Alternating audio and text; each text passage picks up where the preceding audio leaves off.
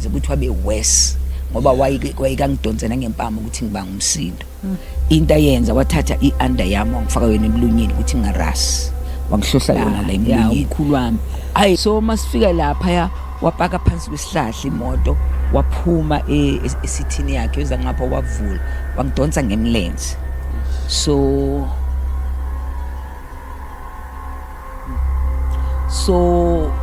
wekwenza akakwenza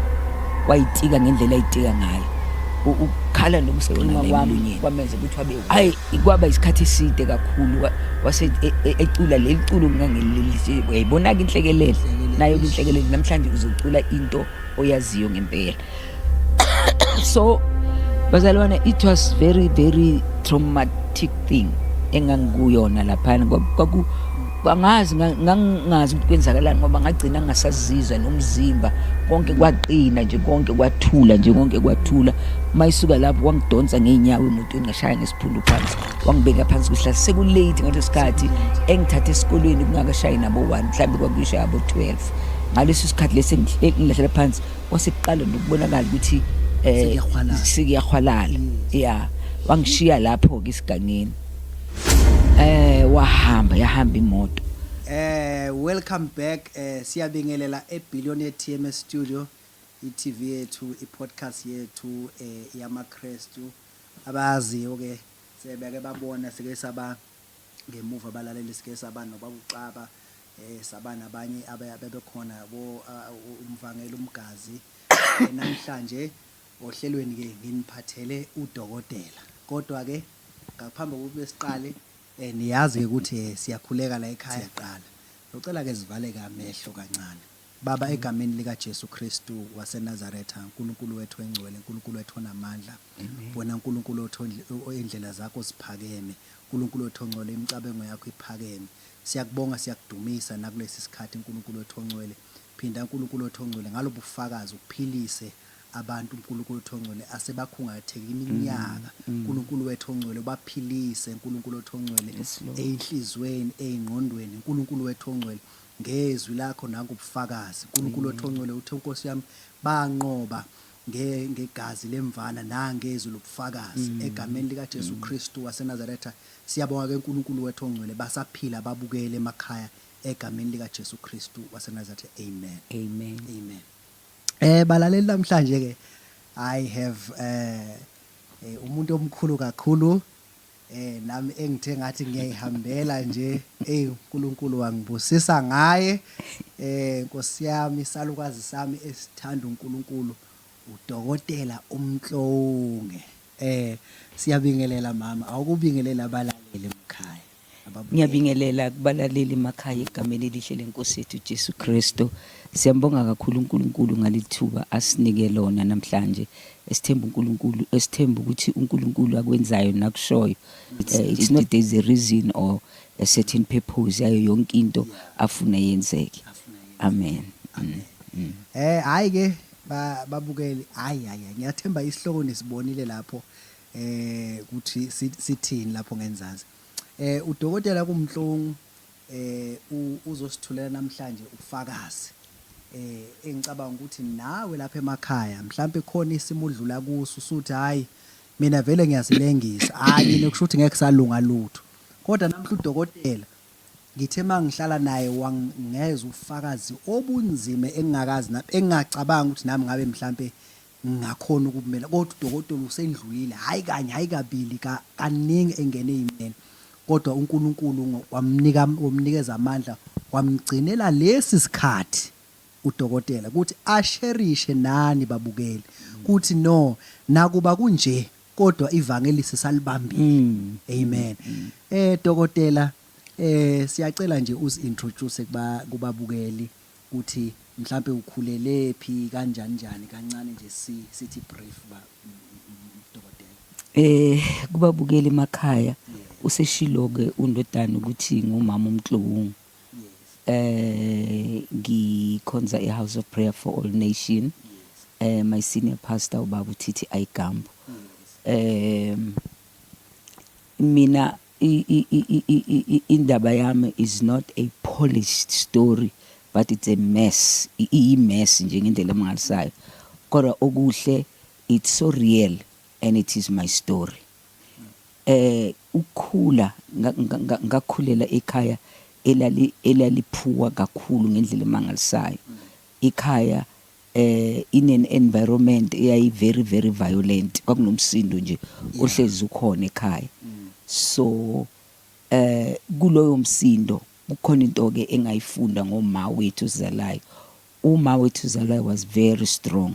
She raised 7 children eyedwa. Khulisa abantwana abawu7 eyedwa, 6 boys and 1 girl. So impilo yayi very very difficult, kwakutough nje ukuphila. Untombazana lo uwe lo the one girl of yes mina yimini firstborn intombazana, and then the 6 abafana izemva kwami, but ke ngentando kaNkuluNkulu abafana bawu4 sebandlule emhlabeni, sengisele nabafana bawu2 and then nami sesele sibathathu. Yes. Hayi babukeli ke udokotela ke sesizoqala ake udonse ikhofi lakho lapho ukudonse angazi noma ngabe ujuice noma ngabe yini, kodwa it's winter time bazalwane, please ngicela nembathe mawune heater yakho udonse, mawune mbawula yakho udonse, and come let us listen to this powerful testimony la uNkulunkulu abonakalisa khona amandla wakhe abantu ezimena uNkulunkulu abandlulise kuzo. Amen. So dokotela ngeke ngezwa in one of your sharings ushare one time ukuthi wake wathinteka esigamekweni mhlambe sokuba ungangazi kubizwa ngani sokudlwengulo yes izinto ezikanjalo uthi mhlambe if you can take us through that journey ukuthi kuqala kanjani ufika kanjani ukuze kufike lapho wena buko kanjani yabo ngicela usilandele khona la usilandise khona lapho siyacela dokotela. Okay, njengoba singishilwe ke eqaleni ukuthi ngiphume ekhaya elingekho right elingekho kahle, but uNkulunkulu emuhle ngo1975 I was 17 old and ngasindiswa, ngamukela uJesu Kristu njengenkosi nomsindisi. So kwakumnandi nje kuhamba nabazalwane ngenza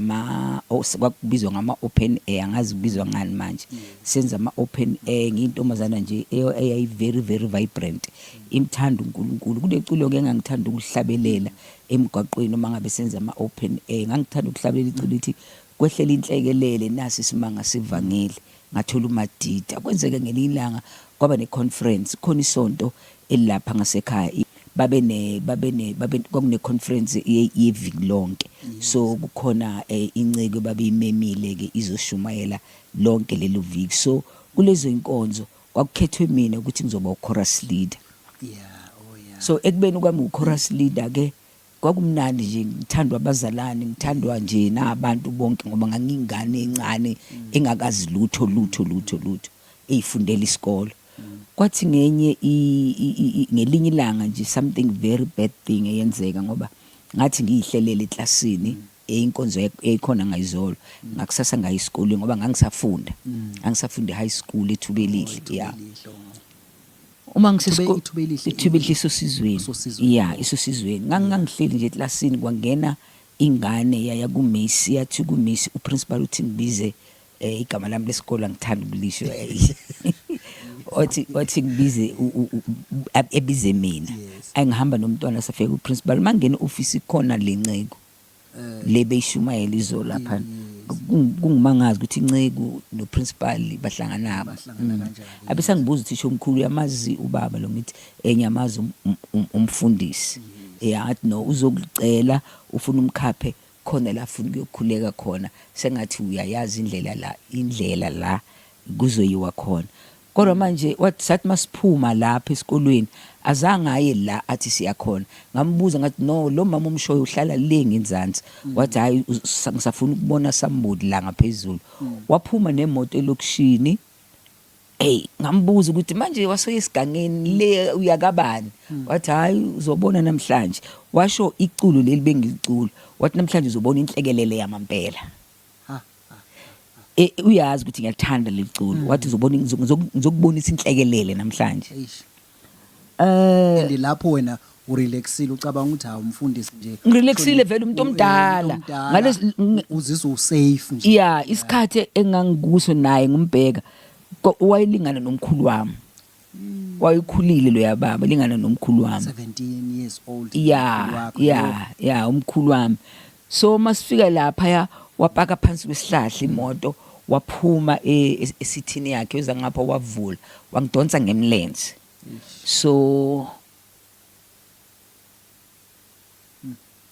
so wekwenza akakwenza wayitika ngendlela ayitika ngayo ukukhala nokuscreama kwami kwamenza ukuthi wabe worse ngoba wayikangidonsena ngempama ukuthi ngibanga umsindo into ayenza wathatha iunder yami wangifaka yona emlonyeni ukuthi ngarasi wangihlohla yona la emlonyeni ayi kwaba isikhathi eside kakhulu wase ecula leliculo ngangeleli uyayibona ke inhlekelele nayo inhlekelele namhlanje uzocula into oyaziyo ngempela so bazalwane it was very very traumatic thing engangikuyona lapha kwangazi ngangazi ukuthi kwenzakalani ngoba ngagcina ngasazizwa nomzimba konke kwaqina nje konke kwathula nje konke kwathula mayisuka lapho wangidonsa ngeenyawo emotweni ngashaya ngesiphundu phansi wangibeka phansi kwesihlahla sekulate ngaleso sikhathi engithatha esikolweni kungakashayi nabo 1 mhlambe kwakusho yabo 12 ngaleso sikhathi lesi ngilahlela phansi kwasekuqala nokubonakala ukuthi sikuyahwalala yeah wangishiya lapho ke isigangeni yahamba imoto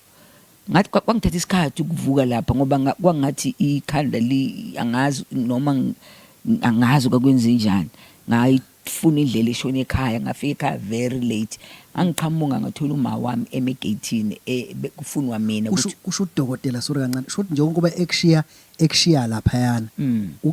ucabanga ukuthi ushonile yeah ukungishiya kwakhe lapha yana mase ngicabanga manje ukuthi lo baba lo wayicabanga ukuthi ngishonile wayicabanga ukuthi ushonile yeah ene mangisuka lapha ngiye ekhaya ngifike ekhaya kuma ngikulesa simo uma wabona ukuthi something is not right la ngoba sangena ekamereni not kwenze njani ngamtshela istory wakhala but now ngoba wayisaba ubabam wayezombulala ngempela very serious ngoba wayemtshelile ukuthi le inkonzo zasebusuku angifuni ukhosi ahambe uzona le inkonzo zasebusuku wayemnothicile ukuthi kuze kwenzeke something ngomntanami you are dead futhi wayezombulala baba wayengadlali babam wayengadlali wayengakuthembisi wayenza same time so kwaba yinto ke efakwa phansi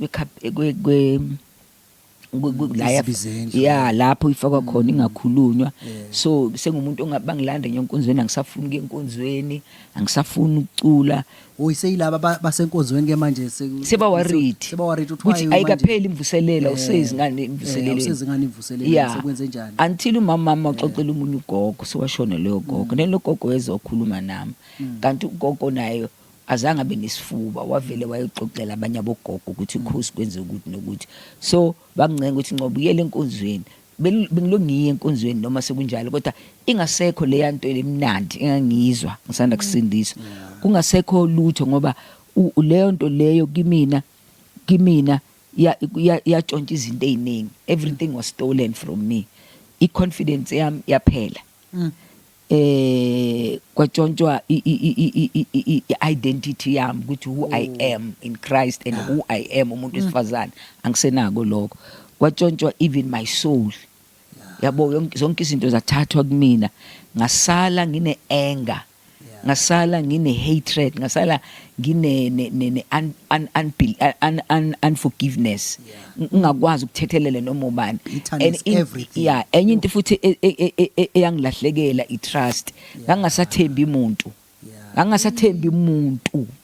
nje ngangasathembi umuntu nje nasenkonzweni nje abantu abakhuluma nami ngangivele ngazathi uzongenza le yanto le yangenziwe yabo ene lento azange ukuthi mhlambe yenzeke bese kutholakala usizo zange ngithole isizo zange kwenzeke next kwahamba isikhathi eside ngiyinto nasesikolweni ngangaperforma kahle bathethe esikolweni othisha ukuthi kwenze njani what happened to you awusaphasa awusaperform kahle umemzimande nayo ngasekho ungekhumbula ukuthi weze ekhaya izokubuza kuma ukuthi yini ngomntwana kwenze njani uma nyabona wamtshela ngoba waphuma ekhala and from there nasesikoleni base bangitreata ngendlela engcono ngoba bese bangishaya njalo yabo bengishaya bangazi ukuthi kwenze njani kodwa after sebesitholile istory kancane ngoma wathi please ingakhulunywa lento ngoba uzongibulala uzosala engenamama yena lo muntu uzongibulala ubaba wakhe so ngakhula ke naleyo nto ngihleli nayo kodwa ngilungiye esikolweni kungaphefumeki kahle ngomusa kaNkuluNkulu kodwa makuphela unyaka ngiphasi angisakwazi mina nasenkonzweni ukuma njengamantombazane ngibonga uNkuluNkulu ngomntombi bami ngoba absekho ngisele kwangasasho ukuthi nje ngiyintombi bazalwane ngoba uyazi ukuthi kunalento engingasazi ngizoyitshela bani so nje nginaleyo pain njalo nje ebusuku mangene ngube ngikhale and then mawuhamba estradini abantu bakubheka snacks ngathi bayibona lento ekwenzakala kanti abazilutho kube ngathi kukhona into abayibonayo yeah and then ngisho nasesikolweni abantwana sekuyinto nje ukudlala abantwana yabo kwenzakalani ngawe wena umaqiniso ngaka kuphi kwenze njani ngawe kwenze njani so ngikhula kuleso simo ke ngihamba naleyo hatred anger and what uNkulunkulu wangenzela futhi another second chance ngo1977 kwafika ithende laka evangelist uRenard Bonke elimise lapha ngasemadadeni section nangabe section bani la kune checkers corner so ngiyezwa abantu ke abantu bayakhuluma ukuthi kukhona ithende lifikile lomvangeli upowerful lomvangeli upowerful umvangeli ngezwe into phakathi enhlizweni nami ithi akuye kule tende so nami ngakwenza ukuthi ngiye kule tende mangifika kule tende wayishumayela umfundisi upastor uRenard Bonke into amazwi angapheli namanje ngisawakhumbula akawasho wayethi uJesu umile enhlizweni yakho he is knocking ufuna ukungena and enhlizweni yakho right now there is this wrong man esenhlizweni yakho there is a wrong man in your heart there is a wrong man econtrolayo ekutshela izinto ezirong enhlizweni yakho so if you can open your heart and allow Jesus to come in uzoclean inhliziyo yakho so nje I was like let me accept Jesus again mhlambe ngizoba right nangempela mayibiza altar call ngasukuma ngalandela kulaba bayana ngalapha phambili nami wangibeka izandla njengabo bonke abazalwane but azange ishintshe impilo there and there azange ishintshe yenziwa ukuthi nginama bruises kunama bruises outside abonwa ngabantu ukuthi why so njena kwenzakaleni nangikwazi ukubatshela because lo yababa wathi enza lento kumina eganga ngami wathi kumina lalela mina nguyindoda kaNkuluNkulu ngumfundisi so you don't say anything to anyone you'll die ungazi ukuthi ubulawa ubani wakusabisa wakufaka le fear angazi noma wayengisabisa noma wayiqinisile ngoba vele indoda kaNkuluNkulu powerful man of God so now what happened sengisindisiwe kwesibili kuthendeni la Renard Bonke azange ngizwe leya joy engangizwa African gospel ngisanda kusindiswa leyo kuba jumpa kube mnandi ngangistill ngilonginjo ngoba nginjalo after rape azange kube khona ushintsho nginolaka futhi yabona nje mawusondela umuntu wesilisa bayisondela kimi ngangumthethisa kakubabe yabona nje ngafuna lutho nje umuntu wayemngani wami kuphela kwakuma abanye abantu ngangabathembi so now ngihamba nalama bruises abonakala ngaphandle nasenhliziyweni akhona kukhona ama-scars abhlungu painful thing engazi ukuthi kuzophela nini kuzobanjani ngilimela I am mad kakhulu futhi ayikancane so kwahamba kulobo buhlungu nje enginabo one day uNkulunkulu wangivakashela lento engikhuluma ngayo azange yenzeke mhlambe after rape bese ngithola uPastor Renard Bonke no kwadlula iminyaka eminingi then kwezure then ngithola ukusindiswa kwesibili nakhona ngahamba iminyaka eminingi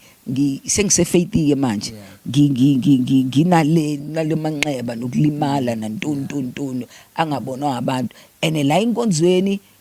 kukhona ukujajana okubhlungu yabo indaba sebayayazi ngisho abayazi yonke bayazi kancane it's like mina ngazi display yakulomuntu omdala kanti wangilanda eclassini esikolweni ngingamazi ngangiqala nokumbona enkonzweni ngimncane Ayibona nje kube namazwi angemahle lawa mazwi still angibulale futhi lamazwi ayifuna ukwenza ngifile guilty ukuthi as if yimi engenze something wena unephutha wena osuke uyifundisa angithandwa manje mina la enkonzweni akusemnandi kodwa ngilongiyayo enkonzweni yabo uthi umuntu mayime pulpit into oqala zokhuluma ngayo iziphatheni kahle ngaqoka amaroko amafisha ini ho kwenze njani yabo into njalo so uNkulunkulu wangivakashela not asikudala kakhulu cishe ngo2024 ngangenza second year eBible College ngoba ngagcina ngiseBible College after le incident le ngakhona ukufunda ngize ngifike Ongoye University Ongoye mangiphuma euniversity azange ngisakhona ukuqhasheka because of iminyaka yami eseyikhulu ngase ngina 34 ngangina 35 futhi ngangi above 35 ngoba ngikhumbula uhulumeni wangaleso sikhathi wathi abantu above 35 kwaqala ngathi wathi ngeke kuthiwa awukho umsebenzi ngeke baqhasheke so ngase ngena sengisebenza ngama contract mhlambe 3 years after 3 years renew izinto angaze ngithola umsebenzi permanent after university so uNkulunkulu wangivakashela ngo2024 mayengivakashela uNkulunkulu wangikhombisa upastor wami my senior pastor Titi Aikamp wangikhombisa yena mangumbheka wayismile mayismile kathi ngendlela ayismile ngayo ngakwazi ukubona inhliziyo yakhe ukuthi this is the man of God embonweni ngikubona embonweni konke lokho angakahlangana naye ukumazi ngangimazi kodwa ngangekho that eduzane kwakhe ngangimazela nje enkonzweni so ngavuka ngathi mangivuka ekseni wow kwaba khona ipeace enhlizweni yami ngathi at last singizobuyela enkonzweni ngoba ngase ngihleli kungakhozi singakhonzi ngase ngimi kwase ngathi sengifike kwi-end ayikho into ezowenzeka empilweni yami manje everything it's done so before that khona into efike ngifake before kufika uNkulunkulu kumina after lo baba engenza into ebuhlungu something very very bad happened manje endlini ekhaya endlini phakathi ekhaya and then ubhuti wami wangidubula wayengadubuli mina empeleni babelwa nomfowethu omunye ngavuswa uma wathi awuvuke uyolamula abafowenu bayalwa ngaphandle mangiphuma ngaphandle ubhuti wangishaya ngenhlava hayi one nhlamba njengoba ngibona ngihamba ngazathi lo mlenze le unedlavu lapha phezulu kwenyawo la ngenza operation ngikhishwa inhlavu la so washo ubaba wathi umfowenu kudalela inkinga ukuthi mawukhula lezi zinto uzizoba isinyalo angazi ukuthi yini isinyalo and ngiyabona uqinisile manje ngoba lo mlenze unesikhathi ukuthi ungavumi nje ukusebenza kube nambu ubulokhe ungakhona ukusebenza so after that thing kukhona kubhuto owayeselobolile ekhaya yabona ukuthi iminyaka iminingi lengisho into ezenzeka after rape ukhona ubhuti waselobolile ekhaya waqeda naye wangithola enkonzweni wangithola nje enacabanga ukuthi njengoba ngithule ngoba ngiphethe kahle kanti ukuthula kwami nginezinto la enhlizweni so lo bhuti wanza yonke into kwathi sekusele iviki lokuthi shade sekuthenge konke nabomabo nani naye into zababa eyifuna ubaba wakhipha konke azange ngikwelete lutho lo yamfana sokusele iviki elilodwa kube umshado kwathi Saturday le Saturday yokugcina ngizoshada mina ngeSaturday elandelayo kwafika umngani wakhe ekhaya ntambama late ngabo 6 uma efika i-date kuzoba i5 May zomshado wami wathi mayifika lo bhuti wathi kimi how we sisikhozi singethi yes wathi why ungangitshela ukuthi ngihlukene noDumsane ngithi nisihlukene noDumsane njoba shada nje next week angimhleke ngoba why umuntu oyithandela ukuclowna abesathi kimi uDumsane uyashada kade shada emini efaka iring enye intombazana ngiyayazi ke leyo ntombazana kanjalo abesathi no akekuthunyele umfowethu lo munye omdala naye sowashona ulama mina ahamba yobheka emadadeni ayabuya afika athi vele kunjalo into njalo so it was tough ngakhala ngene enkamereni ngakhala and ngasizwa uye lo bhuti wami lo ngithi nawashona ngoba ngavele ngangena enkamereni ngathatha intambo ngifuna ukuzibulala kanti uzodlula efestiri manje efestiri ngathi uyabona khona into enzalayo uma ezikamereni ezovula awukhahlela umnyango ba wangena wathi sisikhosi wenzani wena lapho ukhila umnyango ngikhila umnyango vele sengitshelile ukuthi vele it's finish ngama isekho into ezowenzeka ngirapiwe ngiyahlukunyezwa nje akukho nje kumnandi ayikho into emnandi ayikho into yonke into engithintayo it become a curse mina yonke into engithintayo it become a curse mina and abantu bayangijudge kunomsindo nje empilweni yami owenzekalayo nangabe nabantu abangabele bayakusupporta they don't give me a support they abangishilisa phansi ngani ngokuthi abazi sizathu ukuthi yini that's why iBhayibheli lithi ungamjudge umuntu ngoba nawe uzojudgewa ngalendlela le umjudge ngayo so now uma ngabe sekuphele nje zonke lezi zinto ezibhlungu naye lo bhuti esahambile so uvele mama kuleyo bashada ngale Saturday le Saturday yokushada kwakho Saturday yokushada kwami ezoba next week bona bashada kule yokugcina shada kule yokugcina so ngazibona ngokuthi no man kusho ukuthi noNkulunkulu ngikhohliwe vele yayikho into yamelungayo ngaleso sikhathi abafowethu they are doing very well esikolweni abafunda kahle bayaphasa and as you speak now basebenza kahle bonke yeah bahlala emzini emihle yonke into what happened ngami kwenze njani uyayibona njalo kulapho uNkulunkulu angivakashela khona lapha ngase ngithi khona I'm at the end of everything ngcono vele kuphele ngami yeah so emveni kwalokho akhahlele usigcine ukuthi unawo la akhahlele isivalo wangithula lapha phambili and then wangithethisa why are you doing this why are you doing this so ngamtshela ukuthi iproblem yami mfethu akusekho kuphelile ngami emhlabeni ngatakuphela ngawo tshela abantu kupheliwe ngami emhlabeni ayingekho amafoni lokuqala ukuthi wayifuna ukubiza uma wayesebenza emakitchen by then so wahlala nami azange saya kubangani bakhe ngoba kwakungabantu abayiphuzelayo wahlala nami esengigadile kodwa engayisusanga intamba athi ufuna kube ubufakazi makufika uma ukuthi wena ubufuna ukwenzani umama ifika amtshele umakhale nakhale bayisusa intamba uma akhulume nami no kuzoba right ngelilanga izodlula zonke lezi zinto ungakhathazeki but uyakhala naye ngokwakhe uyazibuza kwathi lo mntanami kwenze njani ngayo ilapho ke ngilapho ngasuka khona ngayo ngoye after sengimshado ungasathathwanga ngase ngithi ngcono ngiphindele esikolweni ngaye St Louis ngenza ugrade 11 no grade 12 from there ngaya eSt Louis ngaya engoye ngafunda nakhona kuhambanga kahle ngoba ngangi mentally distracted ngenziwa izo zonke lezi ngingacabanga straight ngathi nangifika qala ngoye ngifika nje ngaregister i-social work ngifuna ukuba i-social worker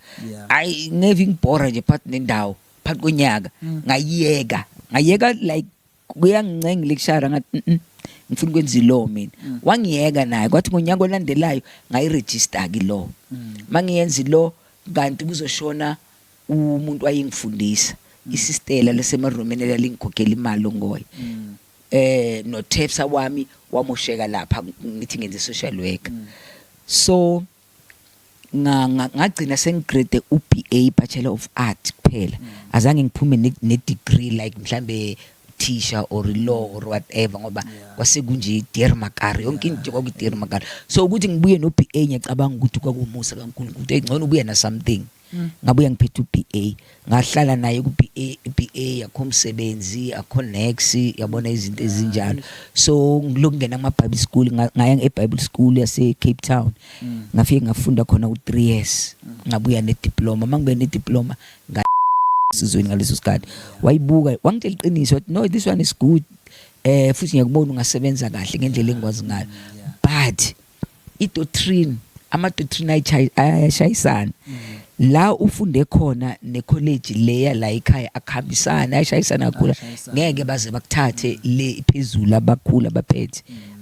go faith mission kanjalo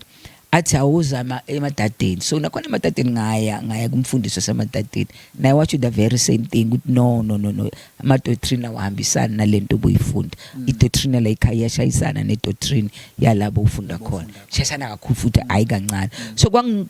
disturb futhi naloko ukuthi kanjani ngoba we are all Christian. I-rejection everywhere. I-rejection everywhere. Yazi ngasho uma ukuthi noma nayikho lento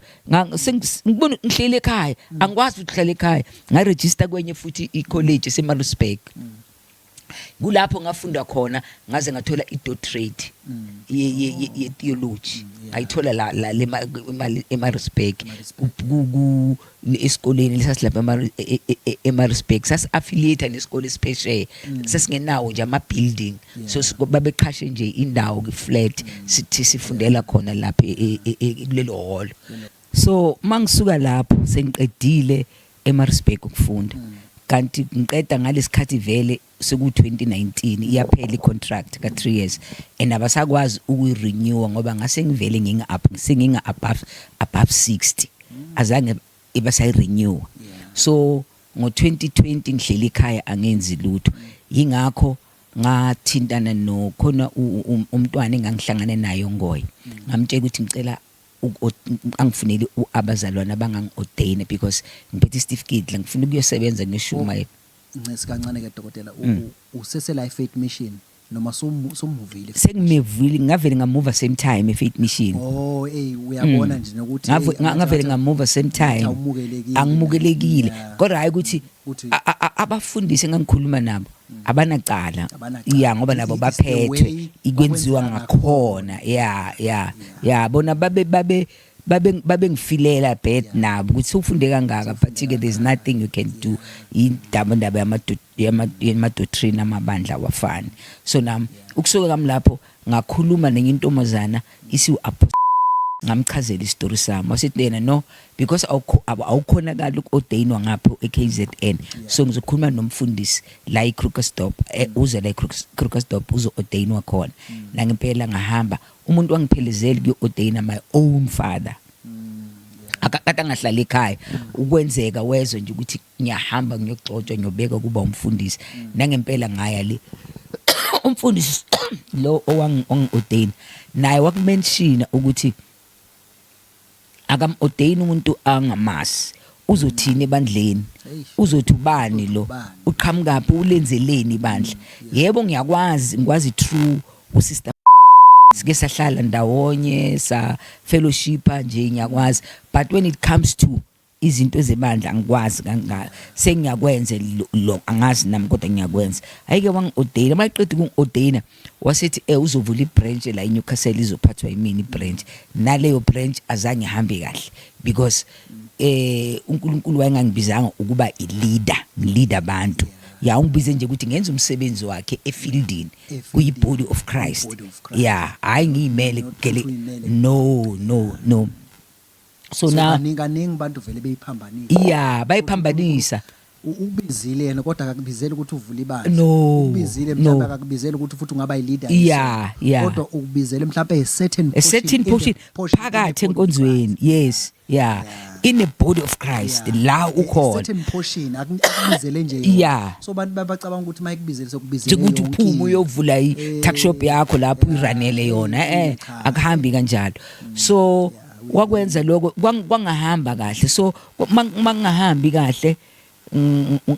weza wathatha ithende lakhe nanobiyela uGoli ngisele manje akunala ngikhonza khona ngase ngiya kwenye inkonzo ngicela ungayimention igama nakhona ngakhonza mhlambe kwakwaba isikhathi impela ngoba umfundisi wakhona wabona indlela esesebenza ngayo naye ngayimnelisa ngoba waze wacela ukuthi ngedate ethize ngicela uku-ordaina ngathi mina nga-ordainwa le wathi ngizoku-ordaina ngisila ekhaya nangempela wangi-ordaina ngina-certificate sakhona salelo bandla sikhona ngisiphethe sasebenza naye azange kube right yabona ngazi kwakwenzakalani kodwa namanje ngisasho ngangenzanga lutho kwamambela ayikho into wrong engayenza kodwa ngadedelo yabo azange bangixoshe phese kusho ukuthi after i-meeting eyayise e-boardroom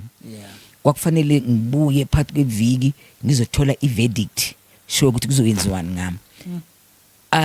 Ngikhumbula ngivuka ekuseni kwakuyi-Monday mangivuka i-meeting yayizolo Sunday mangivuka ekuseni ayi man ngayizwa lento enhlizweni nami ithi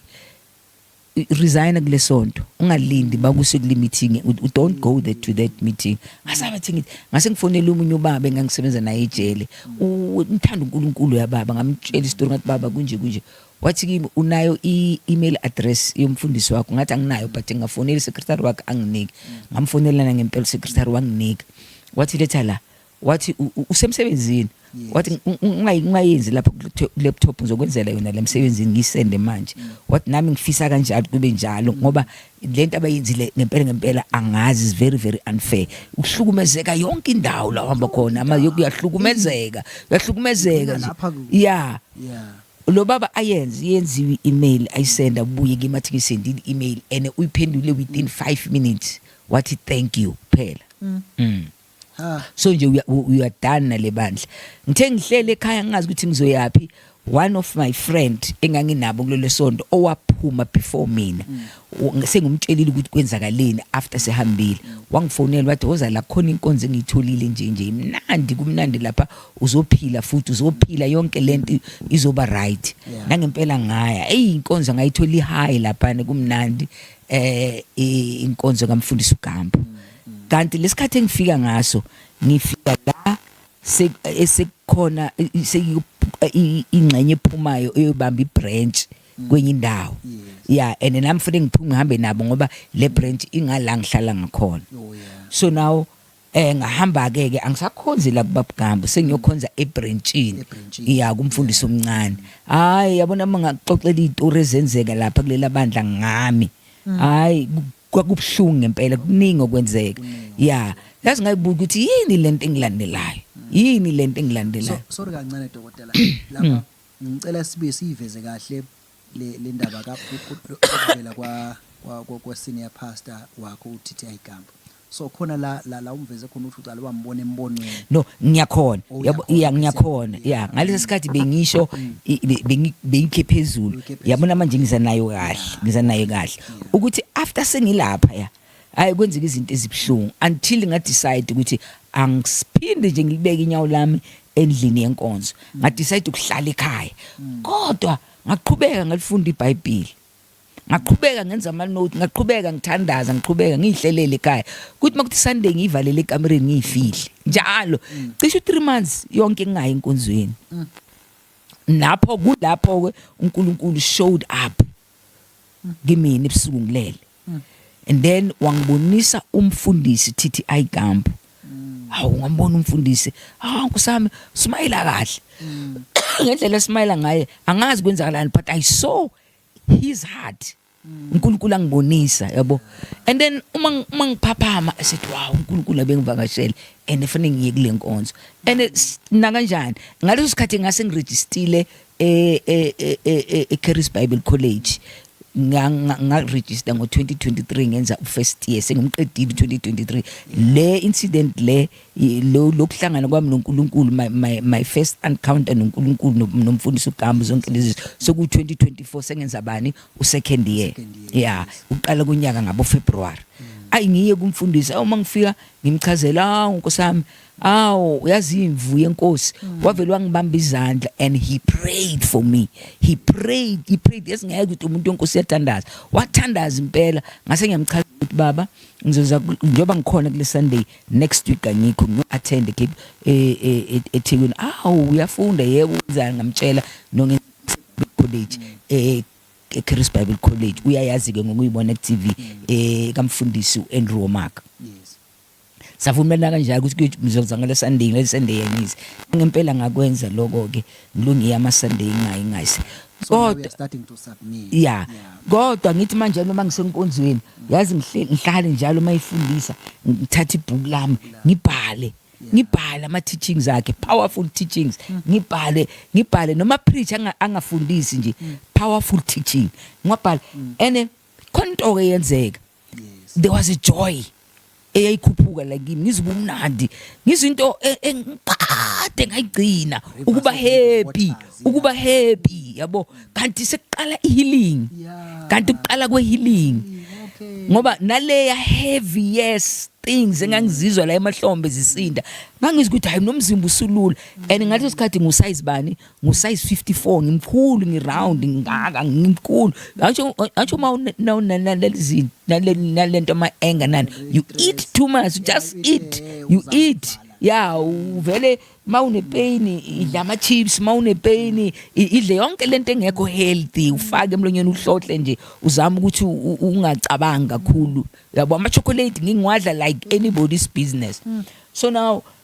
ngahilisheka ngayizwa healing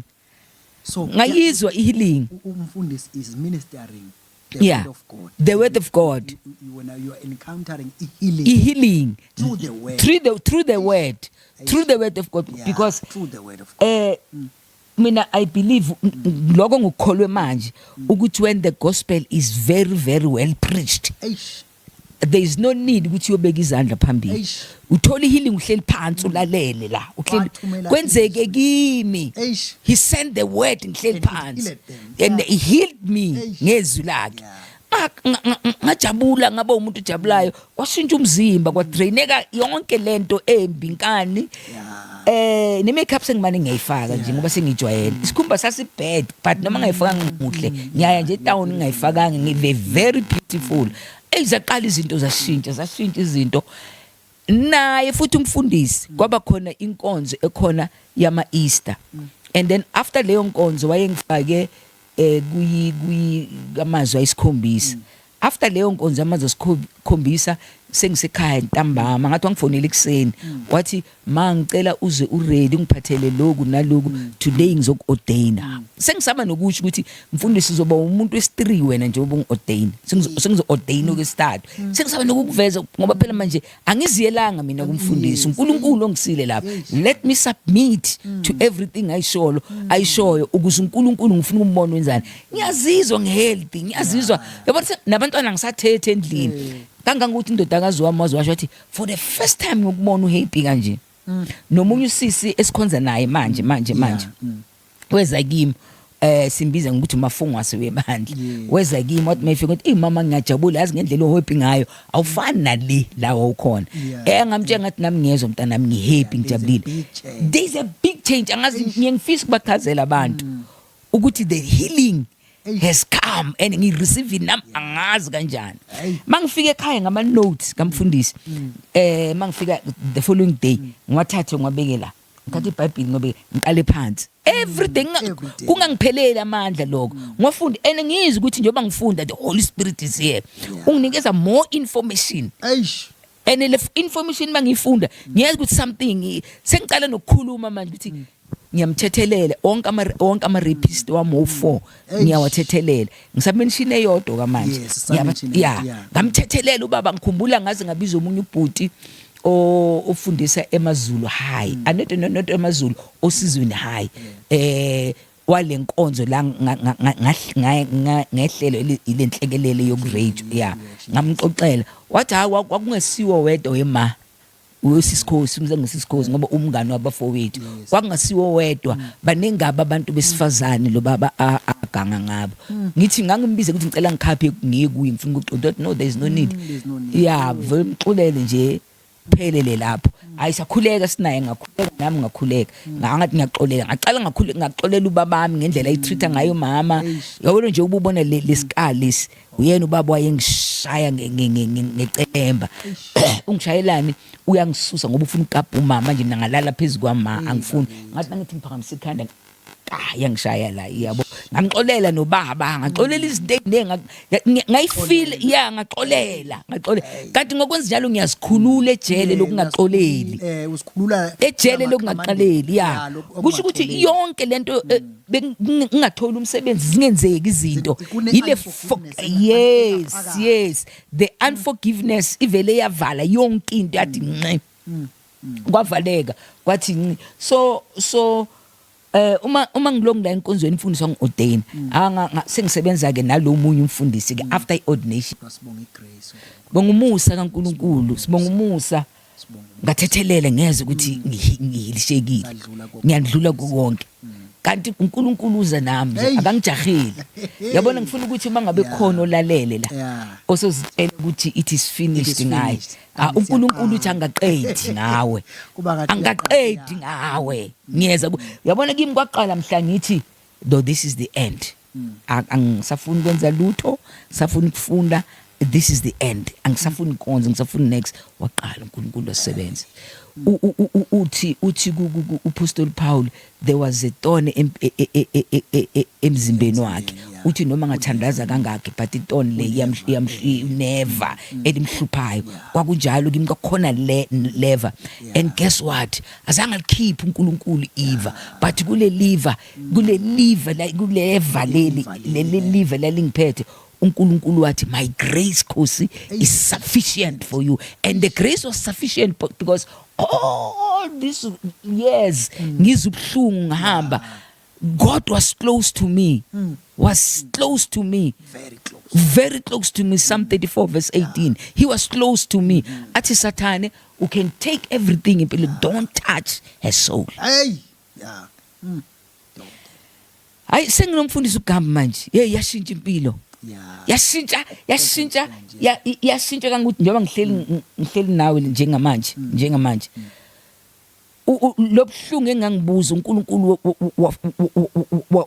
wenza ngaba wangibizela kuyiministry wazoyibiza nangegama azange ize ngiyethe mina I saw the name of the ministry embonweni engitshengisa abantu abanengi abanhliziyo zidabukile zikhathazekile uma iqedwe ukungibonisa ngangihamba nentombazanyana encane engaka embonweni ngazathi ngilosi ngathi yini iloku ngishonisa ngapha ngibona abaphethe hayi sifo lokugula inside ama depression anxieties kanjani engibonisa uNkulunkulu ngathi nangibheka la bahleli khona lapha nangithi ngiyabheka lo mbhalo ubhaliwe lapha hope and healing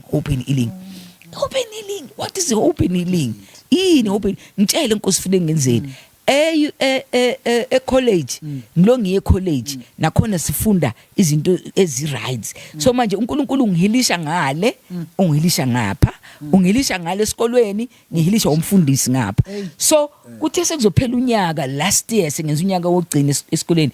ngabonga boJuly kwathiwa asilethe ama business plan umuntu nomuntu asho ukuthi ufuna ukwenzani after icollege akufuneka umuntu ozofunda icollege from there ahlale ekhaya sifuna ukuthi siqhubeke nawe sikubona ungena la eKharis nangibanikeza iCV ngayenza iCV I'm very good ke kwenzeni ama CV nawe nje uma ufuna iCV uzokuchacha kancane so ngayibhala iCV ngabhala lela gama ku CV ngathi na hope and healing ngathi nje hope and healing ngase ngibheke eBhayibhelini ngabheka wonke amavesi ahambelana nehope ngase ngiyasho ukuthi ngifuna ukwenza lokhu ngifuna ukuthi ngikhuthaza abantu abalahlekelwe ithemba ngibakhuthaze ukuthi noma selilahlekile kodwa uNkulunkulu ukhona noma usuzibona ukuthi uya broken uNkulunkulu ukhona ngesikhathi esifanele uNkulunkulu uzokubutha enze something beautiful ngempilo yakho ngalama broken pieces abahlanganise leko wakwenza kimi uNkulunkulu I saw it ekwenza kimi sengizitshela ukuthi I'm nothing I'm nobody so ngayisubmit lento esikoleni esikoleni bayithatha very serious very serious kuwo wonke abantu ababe submit izinto zama business but I think sasu 4 noma 5 submit izinto zama ministry so le yambahlala kuyo kakhulu and then they even gave me incwadi ukuthi hamba ufunda this healing hamba ufunda this healing noma sesi grade kwashiwo iwall ligcwele basho ukuthi njobe eqedile uyahamba uyosebenza ngabantu abanje kuyiministry uNkulunkulu amnike yona ihope and healing base bayifaka eministry yafaka yibona igama lithi mina ngabona nje hope and healing bona base bathi hope and healing ministry but lapho ngibona khona ukuthi uNkulunkulu lento ayenziwa uyi ubaba oyidirector yase Chris Bible College he came to me after grade wathi mamkhosi ungibiza ngomamkhosi khona ke favor ngicelele yona you are not a leader of the church. Ebandleni lakho onalo weza nomfundisi wakho la ngambona. That man is a man of God. Sebenza under yena. The very same thing uNkulunkulu ungatlokothi ujabulele kuyovula ibandla. No, you will die. Uzolimala kakhulu. Sebenza kulelo bandla. Into efuneka yenze wena menze ungayi umtshela ngomlomo. Yenza proposal. Do you know what the proposal is? Ngathi yes. What can I draft it for you? Ngathi no, I can do it. Bengizenza lezi zinto ngisasebenza kwa Department of Justice kodwa kwakungama contract amancane o 2 months ePretoria. Yes. So ngathi ngizozenzela iproposal ngayenza thema ngiqeda ukuyenza ngamsendela umfundisi waphendula ukuthi masizokhuluma khona engakunderstand nangempela after church sakhuluma nomfundisi wathi angatholi kahle ukuthi ufuna ukwenzani ngamchazela wathi okay noma sizokhuluma ake sikhulekele lento yaphela kanjalo mangibile esikoleni ngaya kuyi baba Isaac ngathi mina esikhulumele nomfundisi wathi no if anga understand unginikeza inamba yakhe ngizomfona ngathi no akashonga ukuthi understand usakhuleka wathi no problem okay sengiqedile ke college kwase kuthi this year 2026 yes. Ngicabanga beku February or mangasu end of January February lapho umfundisi nje out of the blue yena uthi ayigamba wabiza i-meeting yabafundisi bonke abase Hope Fan. Yes. Wahlala nabo phansi efuna ukuzwa ukuthi okay fine igama lithi Hope Fan House of Prayer for All Nations. Okay, yes. House of Prayer for All Nations. House of Prayer for All Nations. Wasibuza kumfundisi mayifike kimi masifike kimi izokhuluma ngawasibiza nga11 ngase ngimtshela ngathi mfundisi mina ngisese lapha kule proposal ngisede wakhumbula umfundisi yes ma yes uqinisile wasethi nango mamgumede lapha ngicela manisuka la uhamba uregister as an NPO igama nje athi ngiyayifuna leyo minister. Wow, I was like wow, at last enye into engikhohle kuyitshela ababukeli uyazi usathana uma ifuna ukudestroya uyafuna ukudestroya kodwa akawini akufika egcineni ngaphandle ukuthi wena uma umnikeza leyo nto le ukuthi akufikise ngoba nami ngase ngithi ngifikile egcineni inkonzo engagcina kuyo before ngiza la kubaba abantu abeza kuyo baba bathi akangixoshe yes sengitshela umunye umama owumngani wami uthi kufike umama okhonza lapha ukhona wamtshela ukuthi wambuza yena wathi hawu umuntu ososona sinikhonza naye wathi lo sisi yebo wathi hawu lo sisi lo besine meeting nje enkonzweni umfundisi abekuye uze kumfundisa ugamba tshela umfundisi ugamba uthi amxoshe lapha ebandleni umfundisi ugamba wathi angibizelwanga uxosha abantu yabona ukuthi benoNkulunkulu indaba yami ne-House of Prayer for All Nations ibenoNkulunkulu ukube wangixosha ukube ngabe ngikuphi as we speak right now ngabe ngenzani yabo so umfundisi ke athi ngibonane nomamulo umama sayenza ke yonke lento sayenza sathumela ke ama NPO nanani ezingakabuyi namanje ngase ngimcela umfundisi ngicela ukulontsha i-ministry. What you are welcome ma launch it wathi ngizokulekelela I'm behind you full time and uyakwenza namanje sayilontsha launcha imnandi kanjani sayilontsha mayiphuma ilontsha abafundisi besekwela ngibabemile bathi yazi lento uthi inkulu kanjani how are you going to win this thing lento le uthi upostoli uthi ngibone ebusuku it's a very huge thing uzowenza kanjani ngathi no I don't know but umfundisi ukhona uzobona uzongiguide ngoba nginike yena njengoba nginike yena angikwazi ukuhamba ngendlela yami everything engenzayo fanele ngibone kuye ukuthi kwenziwa kanjani wangifundisa umfundisi ngelokho hamba nami lokho ifundisa ngilalela kwabuya ubuntu kwabuya yonke into sengikwazi ukuhleka senginama friend senginomuntu nje yonke injabulo ukuthi usathani lokho athi yakenza uNkulunkulu wakuthatha wakujikisa wakwenza kwaba ukudla wathi wanginikeza umlayezo wathi hambe ebantwini bami and tell them that I'm still the God of broken pieces. Noma ngabe ulimele ngayiphi indlela noma ngabe uphuke kanjani God is a God of broken pieces. Lamathambo asengahlangana lamathambo asengiphila ngaphila hayi ngiyaphila uNkulunkulu ngiphilisile so sesibe nama service out2 the first one was wow was wow lapho ngabona khona ukuthi God is with this thing hayi sesiyahlala yavela ya excel hey sesiyahlala yavela ya excel ileyo siyahlala mina de ngikuyo ke babukeli Yeah. it was too much it was ngicela ukufakazela ngoba ngangikhona kule sibili hayi uyabona It was fire, mina uNkulunkulu ngiswela amazwi ukumbona he gave me a man of his heart yeah he gave me a man of his heart kuyi spiritual life sami angisabi lutho noma ungathini and into futhi ayenza ikhona i-teaching yokugcina before sizo launch ayifuthi ngamanye uNkulunkulu wenza sure ukuthi leyo teaching ngamfundisi yenzeka sizo launch kusele 2 weeks yes eyayikhuluma ngokuthi ama secret sins yeah ukuthi I anointing idisturba yini impilweni yomuntu idisturba ama secret sins wawabala bo fear wababala bo unforgiveness yey na ufuna ngikusendele isekhona namhlanje ngakusendela washaya umfundisi wayishaya yabona ngafika ekhaya ngathwala izandla enkamereni ngambuza uNkulunkulu ngathi uNkulunkulu kahlehle ubani wena ngicela ungitshengise ukuthi who are you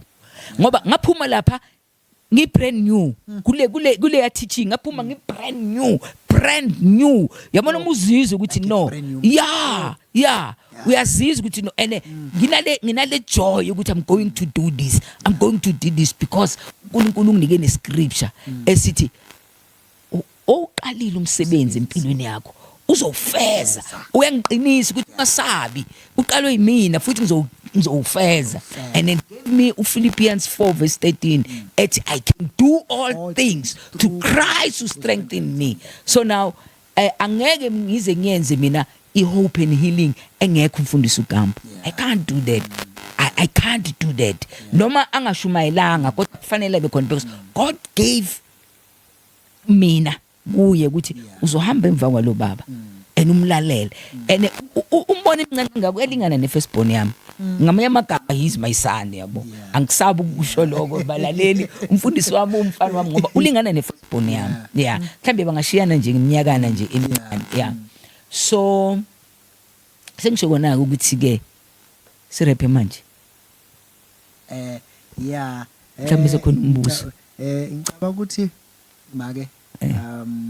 dokotela asibuye sibuye yeah dokotela uphethe is so much filled with the anointing ne kuningi bazalwane sisazokushare nodokotela la sicabanga ukuthi sibe no part 2 ngaba kanjani babukele imthinini lapho sibe no part 2 udokotela even no part 4 simshaya yeah siyabonga usezivumele kudokotela siyabonga kakhulu balaleli emakhaya we thank you for your time Janice Pasona uyazi sometimes ukulalelwa nje abantu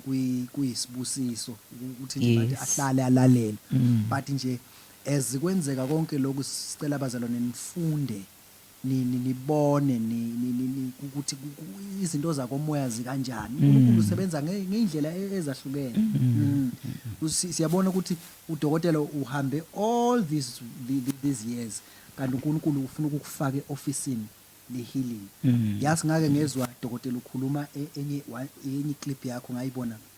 ihamba kuma status ithi uNkulunkulu wayeka bonke abanamafika wayeka bonke abahamba nama Mercedes but wakhetha wena ukuthi ungene kule nhlupheko kanje yes but for a reason yes for a reason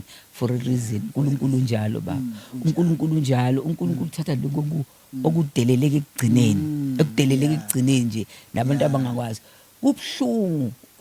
ndodana uma ngakutshela ibhlungu lento yokurejectwa yabona i-rejection uyayithola ngisho efamilini kuthi makwenzeka izinto vele ubone ukuthi Nkosi yami konje mina vele angilutho uyifeel uyizwe rejection hayi ngaphandle manje right efamilini lento ixhumana ne-rejection engaphandle la endlini bayenze futhi ne-rejection uthi yabona I'm totally rejected uyabona into njalo but God siyabonga kakhulu but God is a God of broken pieces